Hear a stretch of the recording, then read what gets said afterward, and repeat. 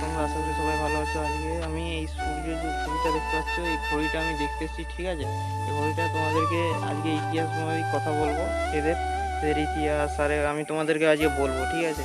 এটা কোনটা দিয়ে আসবে তাও দেখিয়ে দেবো, ঠিক আছে? বেশি না কথা বলে আজকে ভিডিওটা শুরু করি। এই ঘড়িটা হচ্ছে তোমাদের সূর্য ঘড়ি। এই যে সূর্য দেখতে পাচ্ছ, এই মাথার উপরে সূর্য, এইটা যখন এর আলো যখন এর উপরে পড়ে তখন এর টাইম বলে কটা বাজে, ঠিক আছে?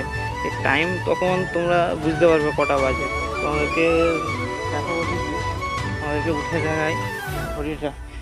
ঘড়িটা উঠে দেখাচ্ছি, ঠিক আছে? ঘড়িটা এখন কটা বাজে তোমরা দেখেই বলতে পারবে এই ঘড়িটা এখন কটা বাজে, ঠিক আছে? আর এইটা কোনটা দিয়ে আসবে আমি তাও বলে দিচ্ছি কোনটা দিয়ে আসবে।